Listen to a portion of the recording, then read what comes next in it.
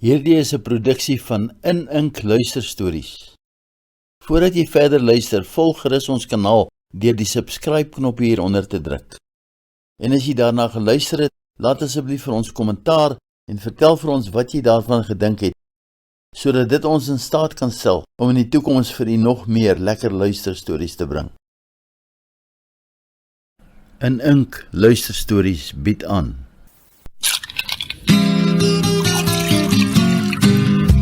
Hier sit die manne in die Royal Hotel. Ek ken mos vir allemaal lekkers, allemaal se bel. Luister ou vriend, daar agter die bar. Hoe lyk dit my nog so 'n doppie daar?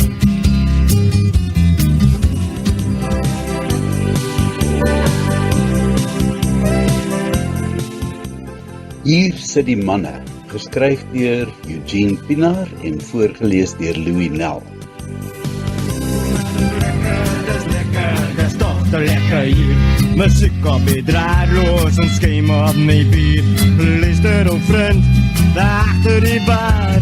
Hoe lyk dit met nog so 'n doppie daar? Hier sit die manne, hier sit die manne, hier sit die manne, hier sit die manne, ja, hier sit die manne in die Royal Hotel.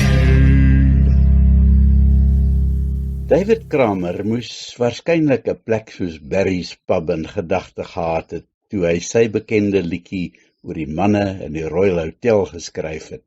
Barry's Pub is nie eintlik die tipe plek waar jong mense uithang nie. Die atmosfeer is oudtyds, met ou country musiek in die agtergrond en dekor wat dateer uit die 80's.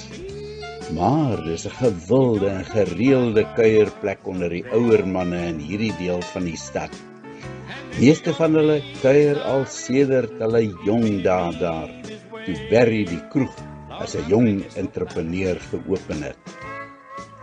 Robert, roep iemand opgewonde uit wanneer 'n man by die deur ingestap kom. Robert Gous is 'n fors geboude man in sy vroeë 50's met donker hare wat begin grys word teen die slape en 'n dun grys snorretjie wat sy neus onderstreep.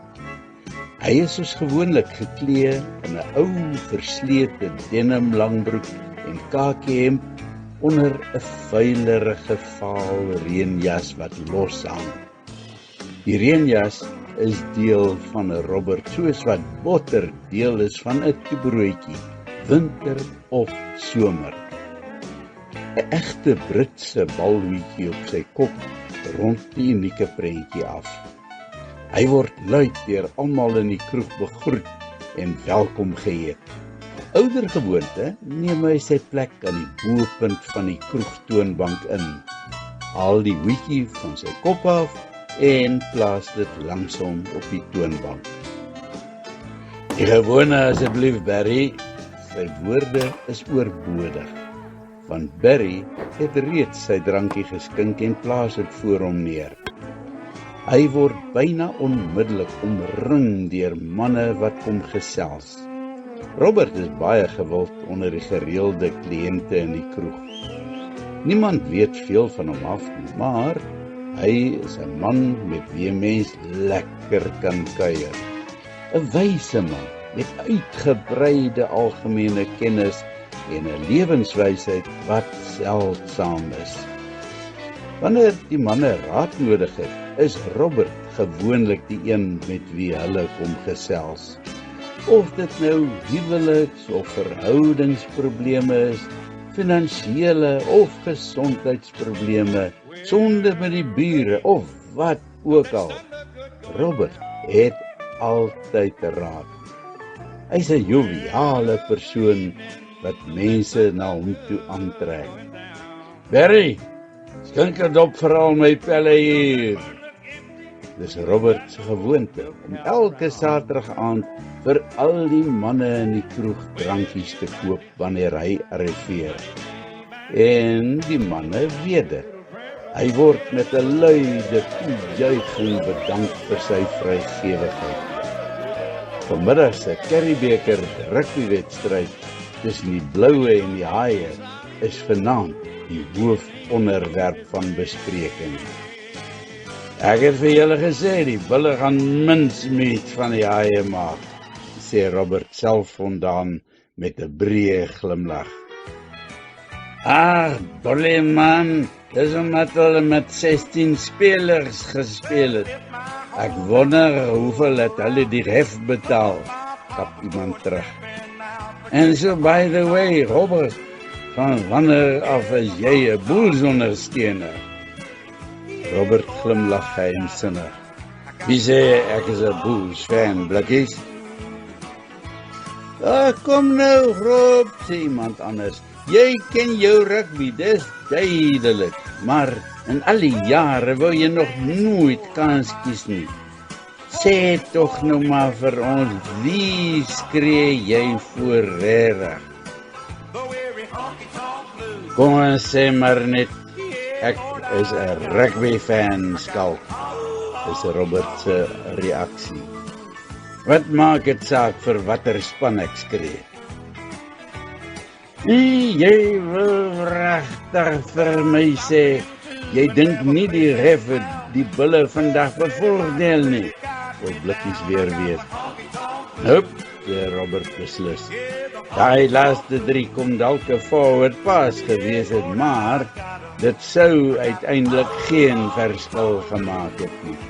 Die Bulls was toe alreeds ver voor.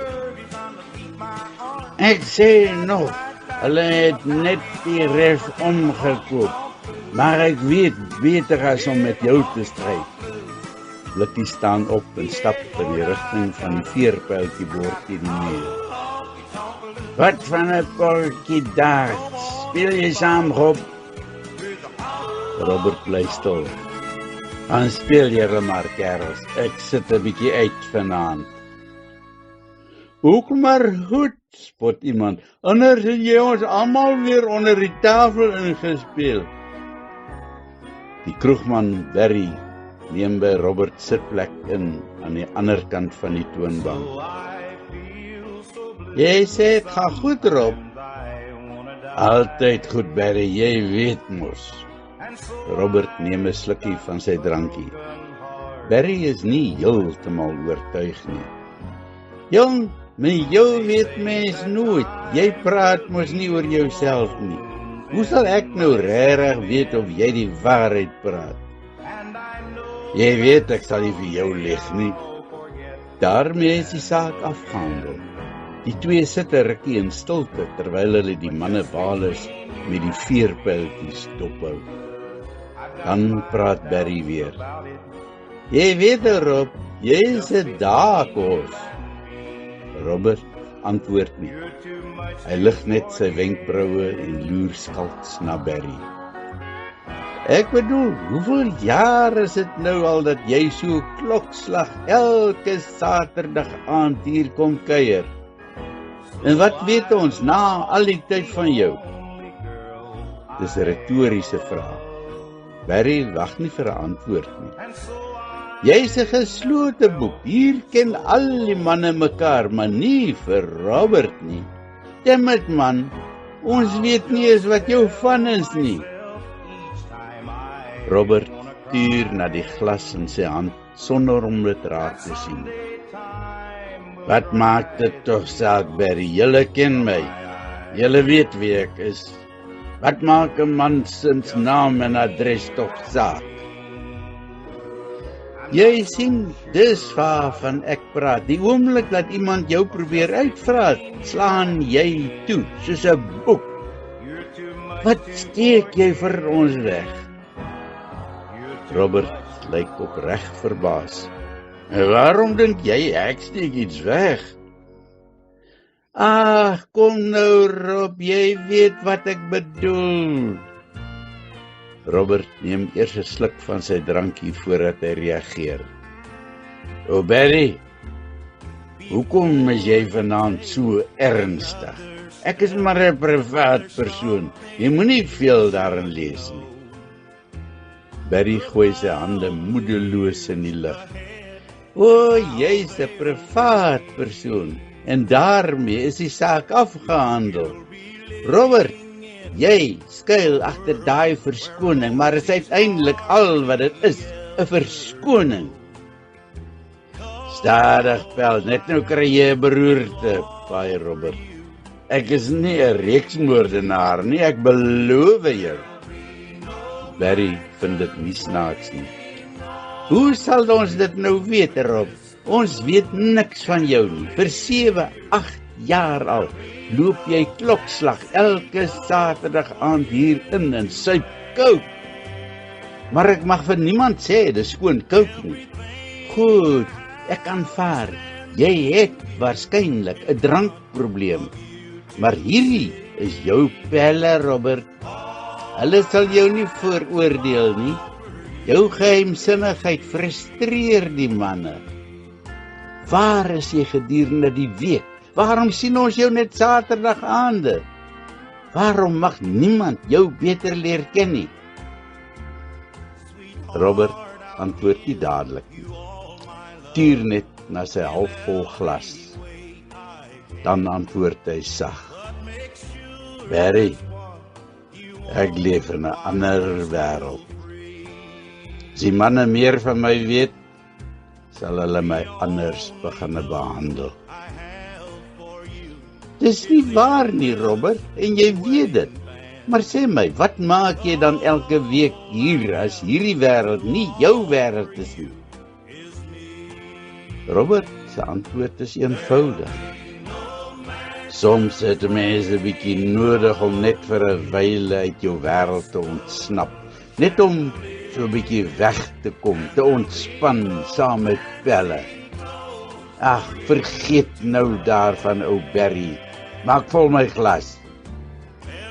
Barry skud net sy kop, terwyl hy die leë glas voor Robert wegneem. Hy, sy enigste reaksie. Klokslag 11 staan Robert op, soos elke ander Saterdag aand. Dan roep hy hard uit. Dink vir die manne, loop top op my, Barry. Lekker aan, kerels. Hy plaas die baldoetjie op sy kop en stap sonder 'n verdere woord by die deur uit onder luide toejuiging. Buite klim hy in sy stok ou Ford Cortina bakkie.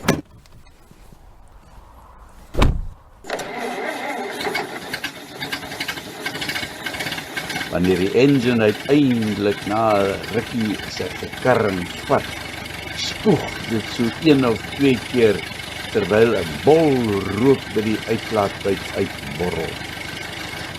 Die bakkie trek ruk weg en laat 'n rookstreep agter, so ver as hy ry. Wanneer hy reeds 2 blokke ver gevorder het, kan 'n mens steeds die gebrul van die engine hoor. Hy ry deur die stil strate na die ander kant van die stad. Ongeveer 40 minute later arriveer hy by 'n luukse woning in 'n baie gegoede woonbuurt. Die elektriese hek skuif oop wanneer hy die knoppie op die afstandbeheer druk. Hy parkeer die bakkie onder die afdak langs die motorhuis, sluit die voordeur oop en stap die huis binne. Dit is doodstil in die huis. Hy voel rustig na die aand se gekuier in die kroeg. Soms raak die alleenheid net te veel vir hom, en wanneer dit voel of die mure hom wil vasdruk, is die weeklikse kuier by Barry's pub 'n hoogtepunt.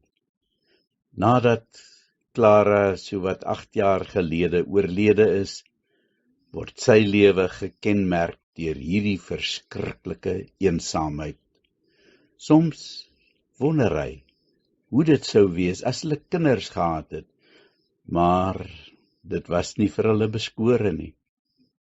En na byna 8 jaar kon hy nog nooit gewoond raak aan die alleenheid nie.